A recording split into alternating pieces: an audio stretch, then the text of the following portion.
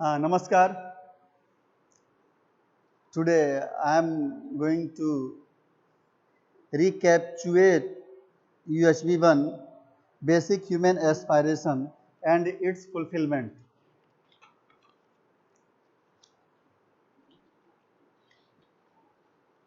Our exploration and understanding from HVP UHV1. HVP UHV1 यानी universal human values का जो ये पार्ट है, इसको आपने दूसरे और तीसरे सेमेस्टर में पढ़ा होगा।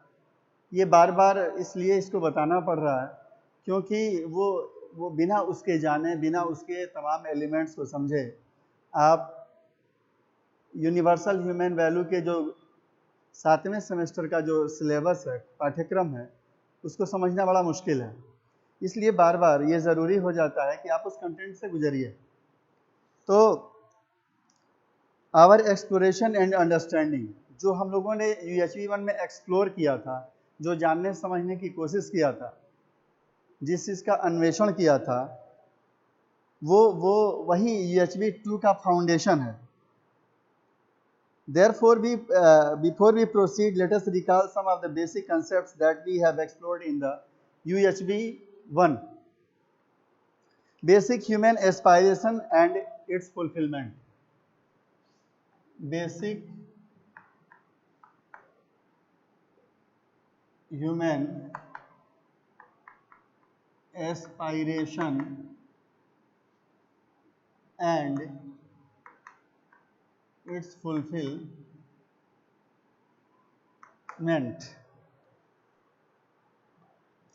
तो अगर हम सबसे पहले बात करें तो the basic human aspiration is for continuity of happiness and prosperity. Basic इंसान, हर इंसान की जो आधारभूत आकांक्षा है वो ये है कि लगातार निरंतर वो खुश रहे और समृद्ध रहे। खुश रहने का मतलब, हैप्पीनेस का मतलब the state in which we like to live, एक ऐसी दशा, एक ऐसी कंडीशन, एक ऐसी परिस्थिति जिसमें हम जीना चाहते हैं और वो मौजूद हो। ये हर आदमी की इच्छा होती है। मैं अपने परिवार के साथ जीना चाहता हूँ, अपने दोस्त के साथ, अपने गांव में, जिस किसी भी दशा में मैं जीना चाहता हूँ, अगर मैं उस पर जी पाता हूँ, ऐसी मेरी व्यवस्था बन पाई है, ऐसी मेरी समझदारी बन पाई है, तो मैं खुश हूँ। तो ये इंसान की, हर इंसान की, आप when you will go through your exploration, when you will go through self exploration, you will find that each and everyone wants to be happy continuously and be prosperous throughout his life. So this is one of the basic human aspiration. So let me write down, the basic human aspiration is the basic human aspiration is for continuity of happiness and prosperity, यानी कि सुख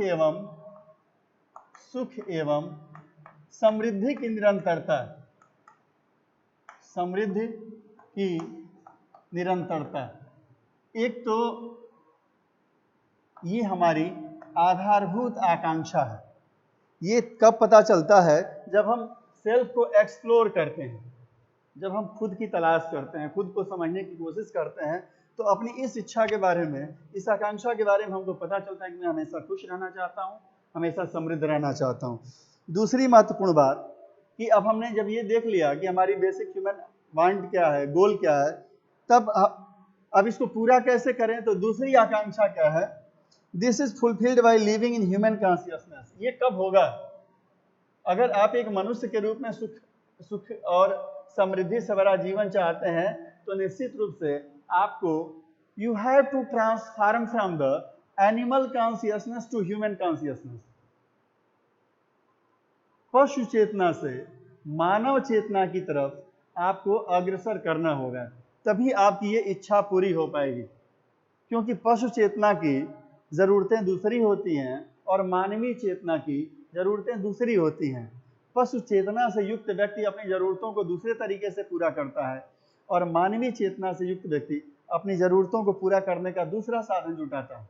तो हमारे भीतर ये understanding आनी चाहिए। So the second one of the very significant aspect of basic human want, fulfillment of basic human want is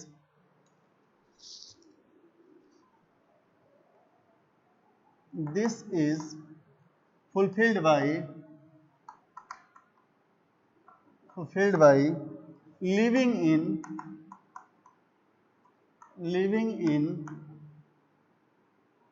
human consciousness by ensuring, और कैसे आप ह्यूमन कॉन्शियसनेस में पहुंचेंगे? by ensuring understanding right understanding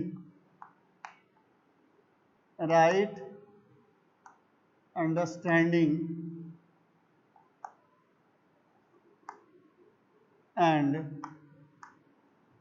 right feeling and physical facility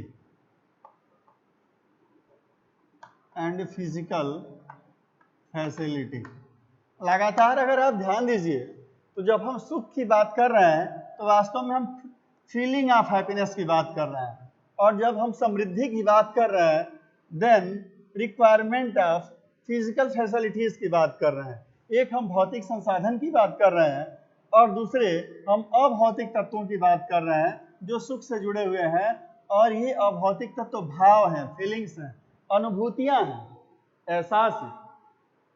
तो ये जो हमारी लगातार निरंतरता, सुख समृद्धि की निरंतरता का भाव बना हुआ है, ये कब संभव है? ऐसा एक्सप्लोर करने पे पता चला, सेल्फ को का अन्वेषण, सेल्फ को एक्सप्लोर करने पे पता चला कि ये हमारी सुख समृद्धि तब आएगी when we will live in human consciousness. हम मानवीय चेतना में जी पाएंगे, और मानवीय चेतना में जी कैसे पाएंगे? By ensuring right understanding and right feeling and physical facility.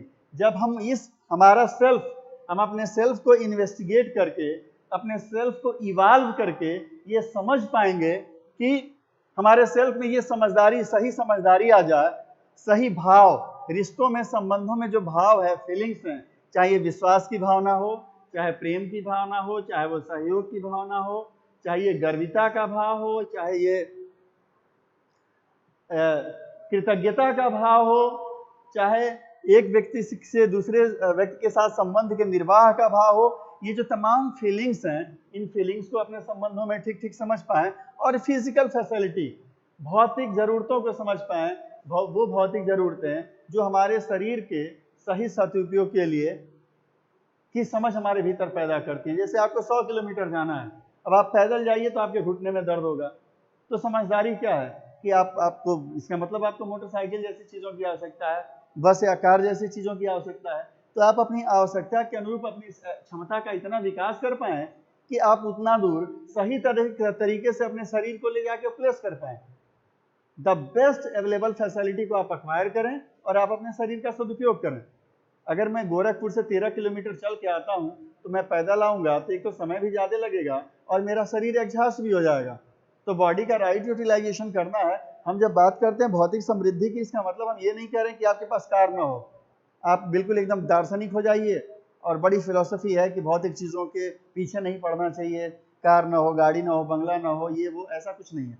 आपकी जो आवश्यकता हो आपके पास वो सब कुछ होनी चाहिए, बस आपके पास ये राइट अंडरस्टैंडिंग हो कि आप अपनी आवश्यकता का ठीक ठीक अनुमान लगा पाएँ, आप अपने आवश्यकता को ठीक ठीक एस्टिमेट कर पाएँ। तो वही ये कह रहे हैं कि दिस इज फुलफिल्ड, यानी कि हमारी जो राइट फीलिंग की बात है, राइट अंडरस्टैंडिंग, राइट फीलिंग की बात है, continuity of happiness and prosperity की बात है, तो ये तभी संभव है जब आप मानवीय चेतना में जिए, और मानवीय चेतना को जीने के लिए आपके अंदर सही समझ, सही भाव और भौतिक सुविधाओं की आवश्यकता पड़ेगी, उसकी उपलब्धता की आवश्यकता पड़ेगी।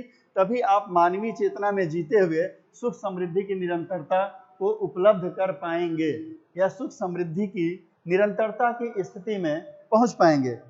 तीसरी जो बात है ये है ट्रांसफॉर्मेशन फ्रॉम, फिर क्या होगा? वास्तव में कहते हैं man is a social animal, हम एक सामाजिक प्राणी हैं जिसमें सामाजिक पक्ष है, ये बड़ा मजबूत पक्ष है। यानी कि शरीर के भाव में तो हम पशु ही हैं, मनुष्य पशु चेतना में होता है और कई तरह के शिक्षा संस्कार के माध्यम से मानवीय चेतना में ट्रांसफॉर्म होता है। तो ये जो शिक्षा संस्कार हमारा है वही इस राइट अंडरस्टैंडिंग को, राइट फीलिंग को और भौतिक सुविधाओं को, स्किल डेवलपमेंट के माध्यम से भौतिक सुविधाओं को उपलब्ध कराता है। तो जब हमको करना क्या है, तीसरी चीज क्या है, इंश्योर करनी है मानव चेतना में जीने के लिए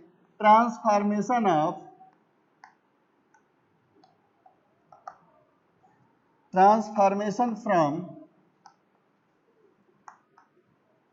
animal consciousness to human consciousness, पशु चेतना से मानवीय चेतना की तरफ संक्रमण। हमारा संक्रमण कहाँ हो, पशु चेतना से मानवीय चेतना में संक्रमण की बात कर रहे हैं। संक्रमण तो transformation from animal consciousness to human consciousness is, ये कैसे इंश्योर होता है, is ensured through human education sanskar, through human education sanskar, मानवीय शिक्षा संस्कार के माध्यम से ये रूपांतरण संभव है। हम पशु चेतना से मानवीय चेतना में जो पहुंचने का माध्यम है वो केवल शिक्षा और संस्कार है।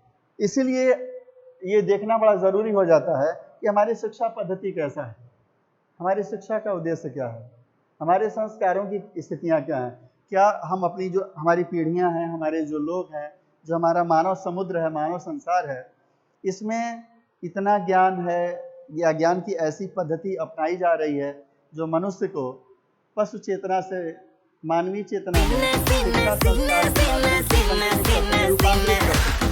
यानी पशु चेतना की अवस्था से मानवीय चेतना की अवस्था में लेकर जा सके, यह एक महत्वपूर्ण पक्ष है।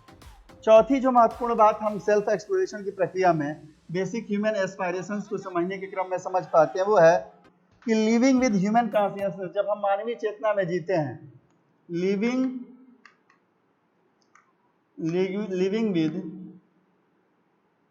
Human consciousness, living with human consciousness provide the base for ensuring justice. Living with human consciousness provide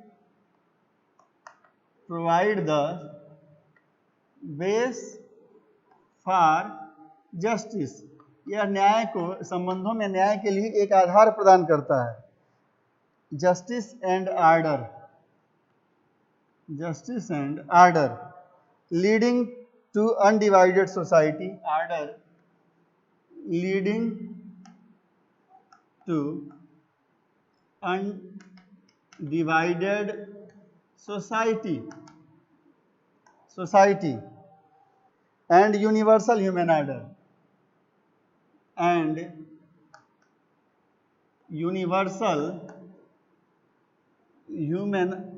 अब देखिए कितनी मजेदार बात, एक दिलचस्प चर्चा है यहाँ पे, एक दिलचस्प चर्चा है। यहां हम कह रहे हैं आपसे नंबर 1 पे कि जो मानवीय आकांक्षा है, जब हम सेल्फ को एक्सप्लोर करते हैं तो ये पहचान करते हैं कि हर मनुष्य अपने आप में सुख समृद्धि की निरंतरता चाहता है। अब ये तो आपको पता चल गया कि आप लगातार सुखी रहना चाहते हैं, समृद्ध रहना चाहते हैं, किसी भी भौतिक वस्तु की जो जिसकी जरूरत है वो आपको उपलब्ध हो जाए। ठीक, फिर आप क्या देखते हैं कि ये होगा कैसे, ये पूरा कैसे होगा, तो पता चला कि इसकी पूर्ति तभी हो पाएगी जब हम मानवीय चेतना में जिए। फिर मानवीय चेतना क्या है, कैसे इंश्योर होगी, कैसे मानवीय चेतना में पहुंचेंगे, तो पता चला कि मानवीय चेतना में तब पहुंचेंगे जब हमारे भीतर संबंधों में राइट अंडरस्टैंडिंग आएगी, हमारे सेल्फ में राइट अंडरस्टैंडिंग डेवलप होगी, हमारे सेल्फ में राइट फीलिंग डेवलप होगी, और जो भी फिजिकल फैसिलिटीज हैं उनको हम इंश्योर कर पाए, उनकी अवेलेबिलिटी को इंश्योर कर पाए। हमारे शरीर की सुरक्षा के लिए, शरीर के पोषण के लिए, शरीर के सदुपयोग के लिए जिन भौतिक संसाधनों की जरूरत है, हमारे अंदर इतनी क्षमता होनी चाहिए कि हम उसको इंश्योर कर पाएं। अब हमारी, आप देखिए देश में कितनी बड़ी आबादी है, हमारे देश की लगभग मोर देन 27% पॉपुलेशन इतना बीपीएल, बहुत गरीब है। बहुत गरीब का मतलब उसके पास इतना भौतिक संसाधन नहीं है कि वो रोटी, कपड़ा और मकान इंश्योर कर पाए। रोटी शरीर के पोषण के लिए, कपड़ा शरीर की सुरक्षा के लिए, मकान शरीर की सुरक्षा के लिए, और आप शरीर के सदुपयोग के लिए आप वाहन की बात तो छोड़ दीजिए कि उसके पास साइकिल हो, उसके पास बैलगाड़ी हो, उसके पास मोटरसाइकिल हो, बस का किराया हो, छोड़ दीजिए। हमारी इतनी बड़ी पॉपुलेशन तो केवल यहीं अटकी हुई है। ये फिजिकल फैसिलिटी की अवेलेबिलिटी न हो पाने की वजह से समृद्धि में निरंतरता नहीं बन पा रही है, तो वो दुखी है। एक हमारी आबादी ऐसी है जिसके पास फिजिकल फैसिलिटी बहुत ज्यादा है, लेकिन संबंधों में राइट फीलिंग नहीं है। लगातार तलाक की कंडीशन देख लीजिए, रोज तलाक के मुकदमे आते हैं। क्यों? क्योंकि डिप्राइवेशन ऑफ फीलिंग की कंडीशन है। संबंधों में बहुत सारी संसाधन होने के बाद भी फीलिंग के अभाव में संबंध टूट रहे हैं और लोग दुखी हैं। इंश्योर नहीं हो पा रहा है संबंधों में राइट फीलिंग। तो अगर सुखी रहना है तो राइट फीलिंग जरूरी है। तो राइट फीलिंग और फिजिकल फैसिलिटी, ये दोनों बड़े जरूरी हैं। अब ये इतना तो समझ में आ गया कि भाई मानव चेतना में जिएंगे, और मानव चेतना में जीने के लिए इंश्योर करना पड़ेगा, यह समझदारी विकसित करनी पड़ेगी राइट फीलिंग और फिजिकल फैसिलिटी को लेके। फिर तीसरी बात इन्होंने कहा कि चलिए ये आप मानव चेतना में आ गए, ट्रांसफॉर्मेशन आपका कहां से कहां हो रहा है? Transformation of animal consciousness to human consciousness, पशु चेतना से मानवीय चेतना में रूपांतरण हो रहा है। कैसे? By through it is ensured through human education संस्कार। पशु चेतना से मानव चेतना में आपको कौन लेके जा रहा है? आपका शिक्षा संस्कार। आपको शिक्षा के माध्यम से या संस्कारों के माध्यम से आपको बताया जा रहा है कि कैसे मनुष्य की तरह जिया जाए। और संस्कार की बात तो हमारे भारत देश में बहुत पहले से इसकी चर्चा होती है।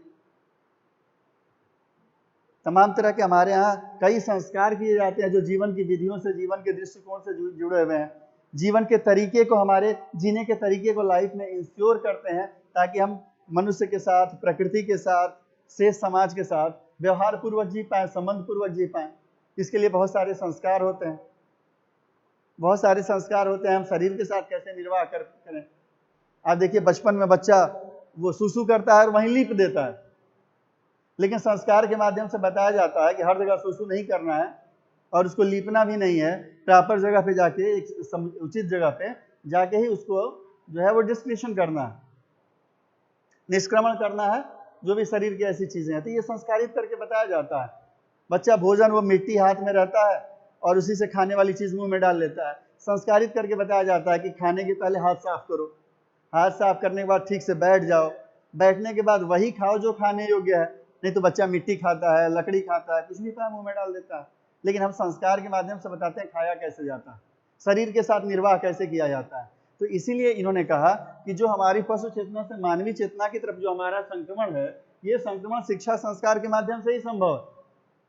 तो हमको हमारी शिक्षा संस्कार कैसा है, इसी पर निर्भर करेगा कि हम पशु चेतना की तरफ बढ़ रहे हैं कि मानवीय चेतना की तरफ। आज की डेट में आप देखिए पूरे संसार में क्या है, काम उन्माद है, भोग उन्माद है, लाभ उन्माद है। हमारा शिक्षा लगातार उन्माद की तरफ हमको लेके जा रहा है। लगातार पैकेज की चर्चा हो रही है, सब कुछ छोड़ के पैकेज के पीछे भाग रहे हैं, बहुत बड़ी सैलरी के पीछे भाग रहे हैं, माता पिता परिवार सबको छोड़ के भाग रहे हैं, समाज को छोड़ के भाग रहे हैं। सड़क पे कोई गिर के तड़प रहा है लेकिन ऑफिस में जल्दी जाना है, जल्दी जाना है तो उसको उठाते नहीं, क्योंकि उस नौकरी से क्या मिलती है? बहुत सारा पैसा मिलता है हमको, और पैसे की सीमा क्या? केवल शरीर का पोषण। तो आपको समझना पड़ेगा ना कि मनुष्य के रूप में जीने के लिए कितना पैसा चाहिए, कितना भागना है उसके पीछे। तो इसीलिए कह रहे हैं, ये बात हम शिक्षा संस्कार की कर रहे हैं। ये शिक्षा संस्कार ही हमको पशु चेतना से मानवीय चेतना की तरफ संक्रमित करेगा। तीसरी महत्वपूर्ण बात है, living with human consciousness provide the base for justice and order. जब हम जो ये मानवीय चेतना में जीना, जब हम जीना शुरू करते हैं तो हमको एक आधार मिलता है। किस बात का आधार? न्याय और व्यवस्था में जीने का। कि ये जो व्यापक समाज है, जो व्यापक मानवीय समाज है, उसमें संबंधों के साथ हम न्याय कर पाए, न्यायपूर्ण तरीके से जी पाए, संबंधों की पहचान करके उन संबंधों के साथ ठीक से निर्वाह कर पाए, ताकि हमको उभय सुख और उभय समृद्धि की प्राप्ति हो। जैसे हमको प्रकृति के साथ न्याय करना है, प्रकृति के साथ न्याय कब होगा? जो हम ले रहे हैं उससे हम उसको दे के आ रहे हैं ये इंश्योर कर पाए, ताकि हमारी भी निरंतरता बनी रहे और प्रकृति की भी निरंतरता बनी रहे। अभी तो क्या है कि लाभ और भोग उन्माद में हम प्रकृति का शोषण कर रहे हैं। हमने ये मान लिया कि पूरी प्रकृति हमारे भोग के लिए है, जबकि ऐसा नहीं है, जबकि ऐसा नहीं है। तो लगातार हम तमाम तरह के उन्माद में, ऑब्सेशन में जी रहे हैं, क्योंकि सही समझ हमारे अंदर, राइट अंडरस्टैंडिंग नहीं है, राइट फीलिंग नहीं है।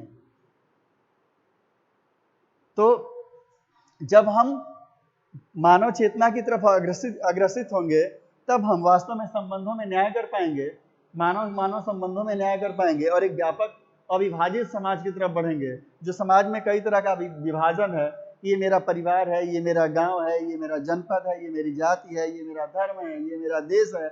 ऐसे किसी भी भेदभाव से परे आप मनुष्य को मनुष्य के रूप में देखने की दृष्टि प्राप्त कर पाएंगे, जब आप अपने सेल्फ को एक्सप्लोर करेंगे, जब समुचित शिक्षा संस्कार के माध्यम से आप मानवीय चेतना की तरफ अग्रसर होंगे।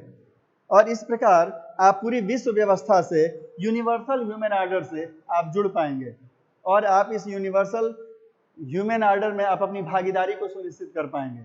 आपकी भागीदारी उस व्यवस्था के अनुरूप, व्यवस्था के नियमों के अनुरूप भागीदारी, जहां कोई संघर्ष नहीं होगा, किसी तरह का शोषण नहीं होगा, किसी तरह का प्रभुत्व नहीं होगा, किसी तरह की घृणा नहीं होगी, किसी तरह का असहयोग नहीं होगा, किसी तरह का धोखा नहीं होगा। ये सब कुछ कब नहीं होगा? जब आप मानवीय चेतना में जी पाएंगे या इंश्योर कर पाएंगे।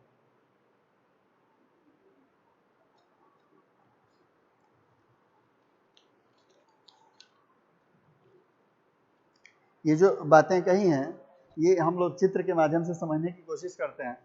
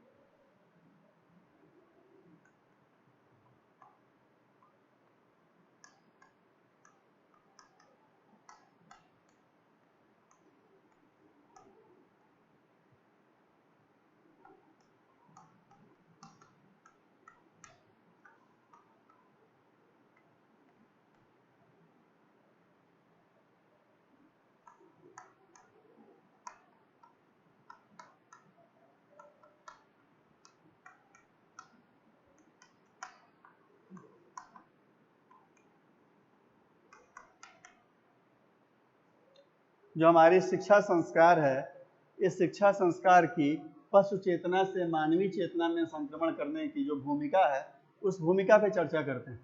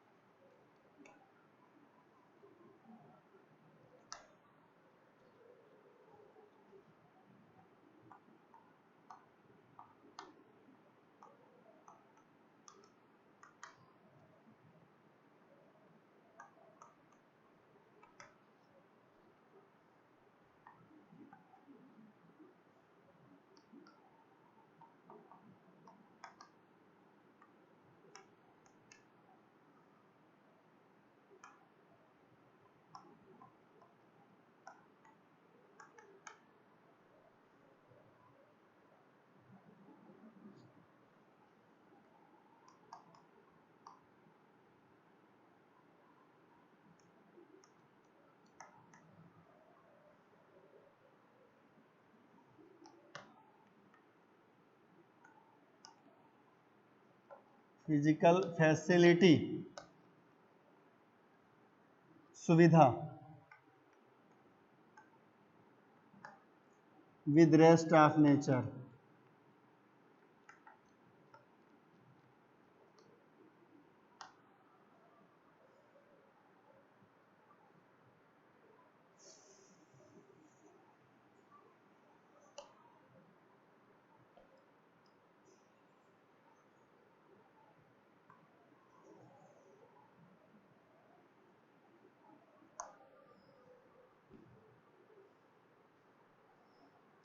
अब देखिए, बात हो रही है जब शिक्षा संस्कार के माध्यम से होता क्या है? शिक्षा संस्कार के माध्यम से सबसे पहली जो महत्वपूर्ण बात है दैट इज राइट अंडरस्टैंडिंग। हमारे भीतर सही समझ, हमारे सेल्फ में, स्वयं में सही समझ विकसित होती है।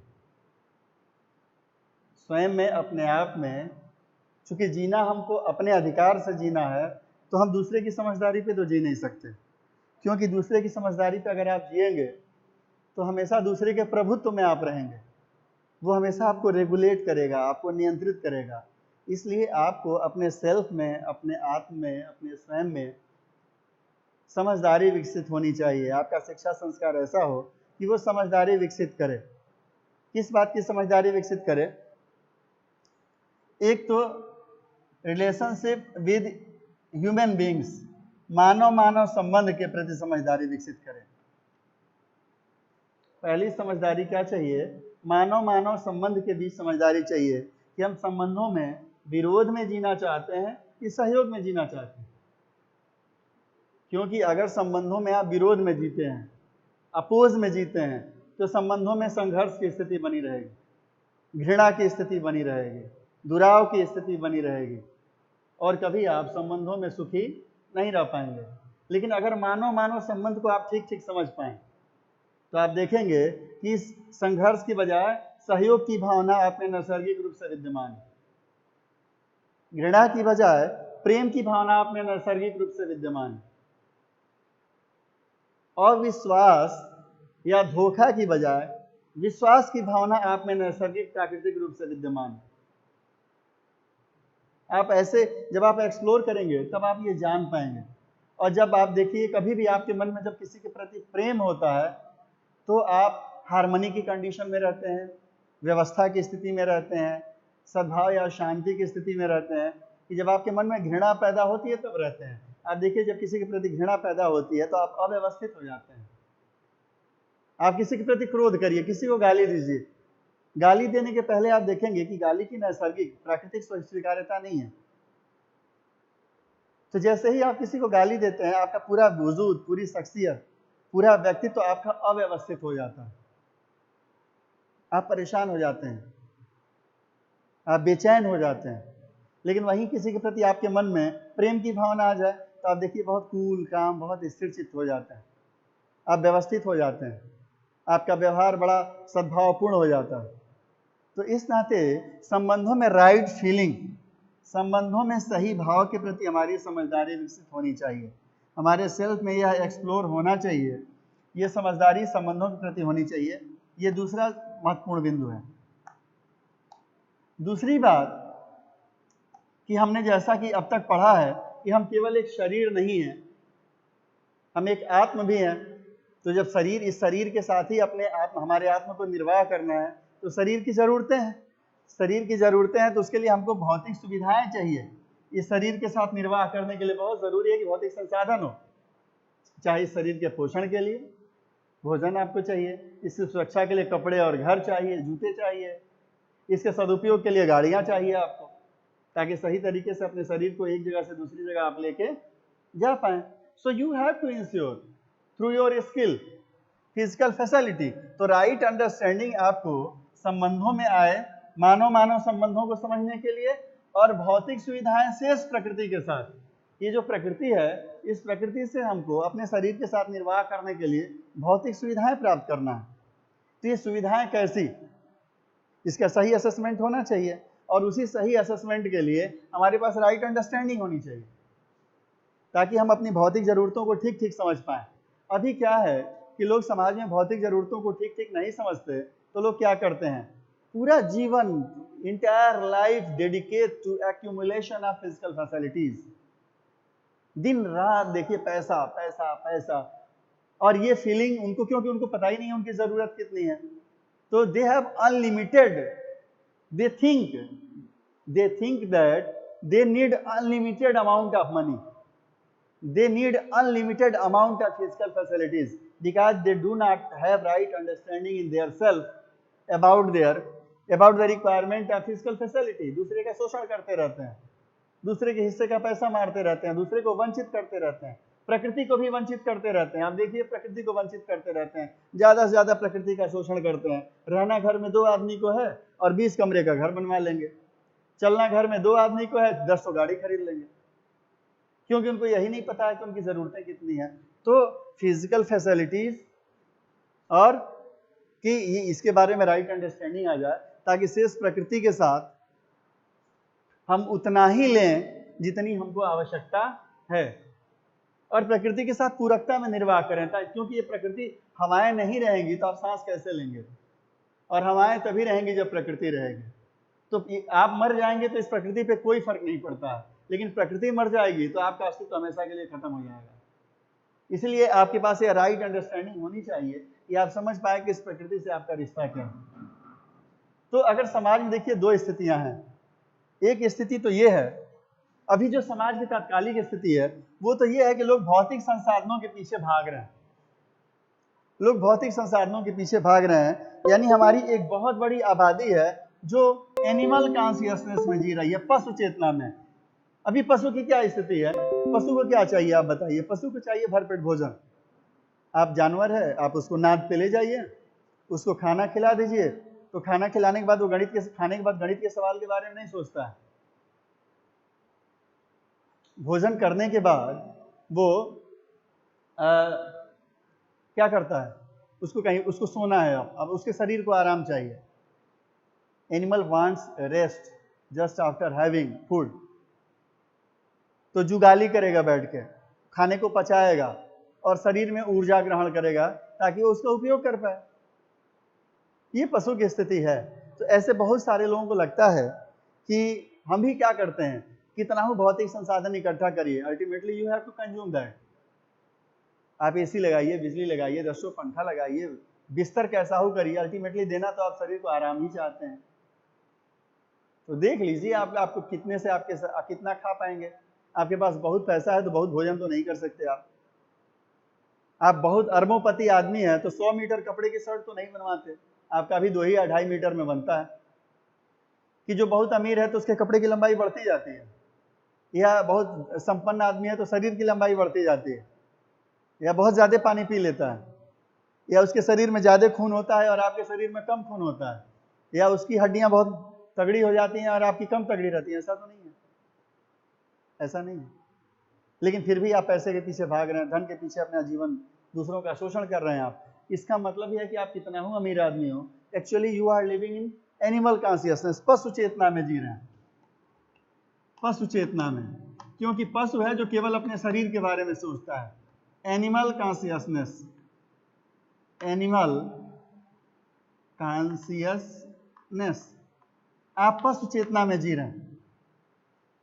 क्यों? Because you don't have right understanding about physical facilities and you don't have right understanding about your relationship with others, with rest of the society, and don't have right understanding about rest of the nature.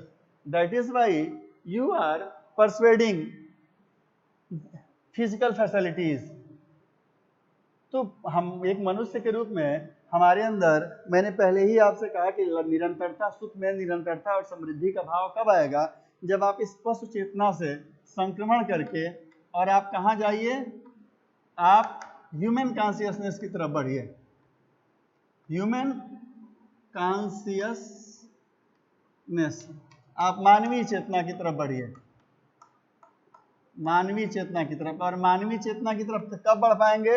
When you will ensure your education and संस्कार, आपका शिक्षा संस्कार आपके self में right understanding relationship के बारे में develop कर पाएगा और फिजिकल फैसिलिटी के बारे में डेवलप कर पाएगा। तब क्या होगा?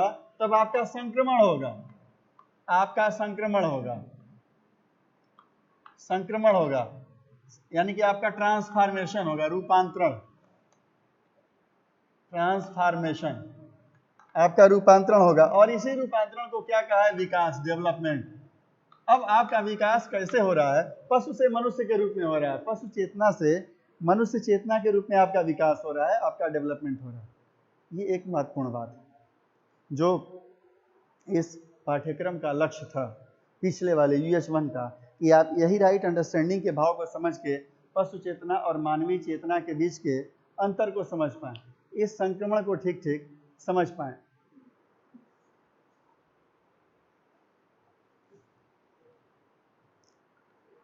तो इससे होगा क्या?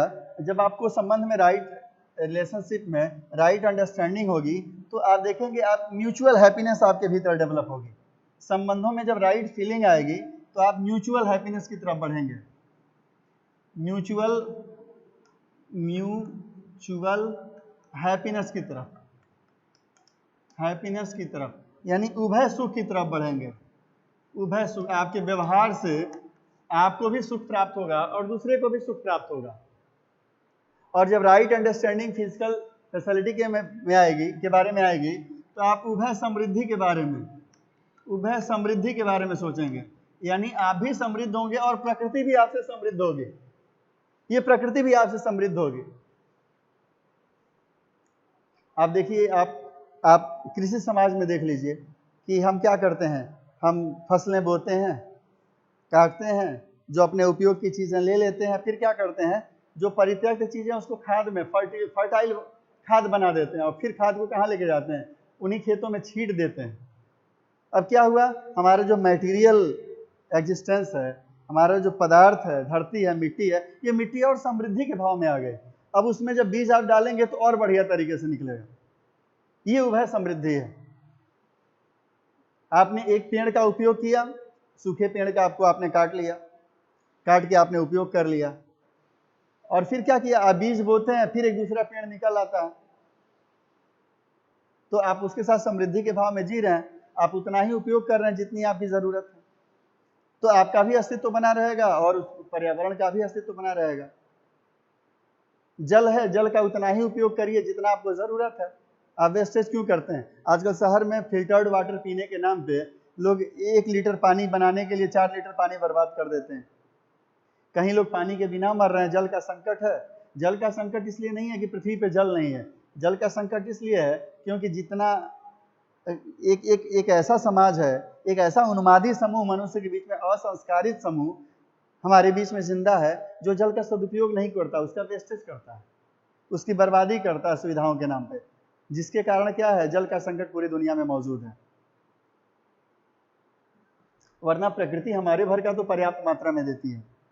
तो उभय सुख और उभय समृद्धि के भाव में बढ़ आना, यही राइट अंडरस्टैंडिंग है, यही सेल्फ में सही समझ है कि उभय समृद्धि, उभय सुख के भाव को हम समझ पाएं और उभय समृद्धि को, रेस्ट ऑफ द नेचर के साथ हमारा बर्ताव कैसा हो, हमारा बिहेवियर कैसा हो, हम इस पैटर्न को समझ पाएं।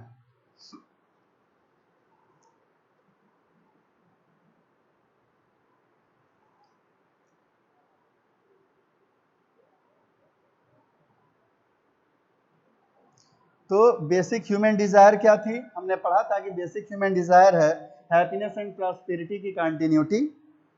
कैसे वो आएगी? इट इज फुलफिल्ड बाई, एक कार्यक्रम बनाना पड़ेगा हमको। वो कार्यक्रम क्या? मतलब you have to make a program to be prosperous and happy. क्या प्रोग्राम बनाया? प्रोग्राम ये बनाया कि हमारे सेल्फ में राइट अंडरस्टैंडिंग डेवलप हो जाए, संबंधों में राइट फीलिंग डेवलप हो जाए, और recognition of required physical facility, अपने भौतिक संसाधनों की हम पहचान कर पाएं, recognition of physical facility and it's fulfilment with rest of the nature. जब एक बार हम जान जाएं कि कितनी भौतिक वस्तुएं हमको चाहिए, तो शेष प्रकृति से हमारे भीतर इतना कौशल विकसित हो जाए कि हम इस भौतिक संसार से उन वस्तुओं को हम प्राप्त कर पाएं।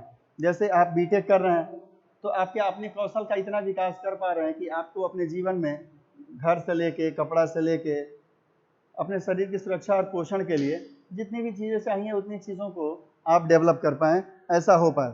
तो आप ट्रांसफार्म कर रहे हैं, ये ट्रांसफॉर्मेशन आपका हो रहा है, म्यूचुअल हैप्पीनेस और म्यूचुअल प्रॉस्पेरिटी की तरफ, ठीक है। और इस तरीके से आप पशु चेतना से मानवीय चेतना की तरफ संक्रमण कर रहे हैं। ये हमारे शिक्षा का उद्देश्य है। यही हमारा शिक्षा का उद्देश्य है कि हमारी शिक्षा हमको इस लायक बना दे कि हम पशु चेतना से मानवीय चेतना की तरफ संक्रमित हो जाएं।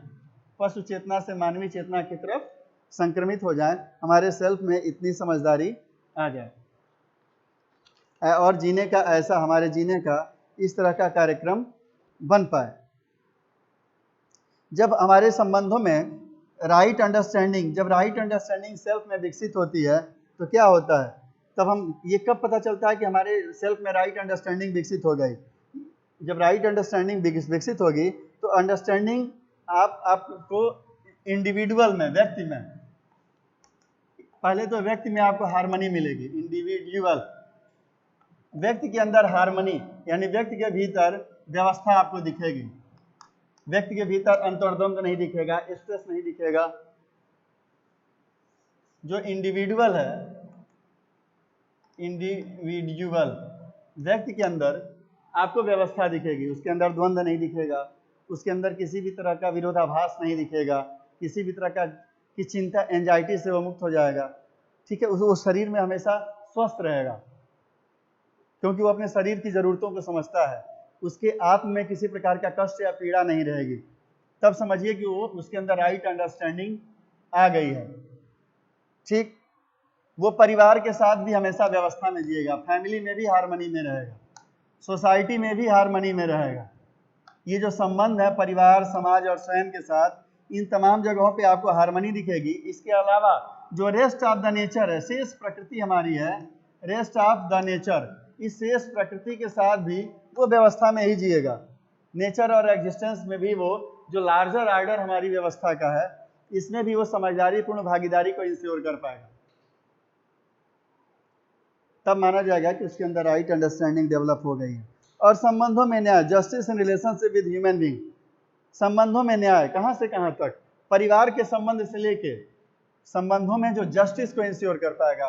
दूसरी बात, ये जो रिलेशनशिप है इसमें जस्टिस कहां से कहां तक, family to world family to, यानी कि अपने परिवार से लेके विश्व परिवार तक, अपने जन्म के परिवार से लेके विश्व परिवार तक वो संबंधों में न्याय कर पाने की स्थिति में पहुंच पाएगा, जस्टिस कर पाने की स्थिति में पहुंच पाएगा। तो ये माना जाएगा कि उसके अंदर राइट अंडरस्टैंडिंग डेवलप हो गई। और जो रेस्ट ऑफ द नेचर है, हमारे पास शेष प्रकृति है, participation in larger order with nature, यानी कि जो बड़ा ऑर्डर है, प्रकृति, परिवार और समाज, इनके साथ अपनी भागीदारी को सुनिश्चित कर पाएगा कि इनके साथ मुझे कैसे पार्टिसिपेट करना है। अभी तो हम परिवार में अपनी भागीदारी सुनिश्चित नहीं कर पाते। परिवार में ही कितने झगड़े होते हैं, बंटवारा होता है, मारपीट होती है, तलाक होता है, अविश्वास खींच देती हैं। परिवार की स्थिति आप देख लीजिए, परिवार की व्यवस्था है और राइट अंडरस्टैंडिंग संबंधों में न होने की वजह से संबंधों में न्याय नहीं कर पाते। आप न्यायालय में जाते हैं, फैमिली कोर्ट बना है, मैरिज कोर्ट्स बने हैं, विवाह न्यायालय है, परिवार न्यायालय है, वहां पे आप पंचायत और चौकीदारी कराने पहुंच जाते हैं, वो पंचायत कराने आप पहुंच जाते हैं कि हमारे संबंध को समझा दीजिए, पति पत्नी संबंध को, भाई भाई संबंध को, माता पिता से संबंध को। आप देखिए संबंधों पे कितने कानून बन रहे हैं और कानूनों के माध्यम से संबंधों को नियंत्रित करने का प्रयास किया जा रहा है, जबकि संबंधों को नियंत्रित करने का प्रयास सही समझदारी विकसित करके, सही शिक्षा और संस्कार के माध्यम से ही संभव है, अन्यथा ये संभव नहीं है। तो संबंधों की समस्या को, केवल परिवार के स्तर पर संबंधों की समस्या को आप देख सकते हैं। ये संबंध की ही समस्या है कि भारत और चीन आमने सामने खड़े हैं, क्योंकि हम एक दूसरे को नहीं समझ पा रहे हैं। भारत पाकिस्तान आमने सामने खड़े हैं क्योंकि हम एक दूसरे को नहीं समझ पा रहे हैं। हम इस व्यापक मानवीय व्यवस्था में अपनी भागीदारी को नहीं समझ पा रहे। तो अगर आप हार्मनी में जीना चाहते हैं तो इस व्यापक मानवीय व्यवस्था या प्राकृतिक व्यवस्था में अपनी भागीदारी को समझना पड़ेगा। उन संबंधों के साथ आपको न्याय करना पड़ेगा ताकि आप म्यूचुअल हैप्पीनेस, अनडिवाइडेड सोसाइटी में, अविभाजित समाज में इंश्योर कर पाएं। और जो ह्यूमन गोल है, फुलफिलमेंट ऑफ ह्यूमन गोल, एक यूनिवर्सल ह्यूमन ऑर्डर का, एक वैश्विक समाज व्यवस्था का जो लक्ष्य है, इस लक्ष्य को हम पूरा कर पाएं। और ये तभी संभव है जब हम हमारा ह्यूमन कॉन्शियसनेस, हमारे यूनिवर्सल ह्यूमन ऑर्डर में जाने के लिए एक आधार प्रदान कर पाए, और उस आधार को पाने का एकमात्र तरीका है शिक्षा संस्कार, सही शिक्षा संस्कार।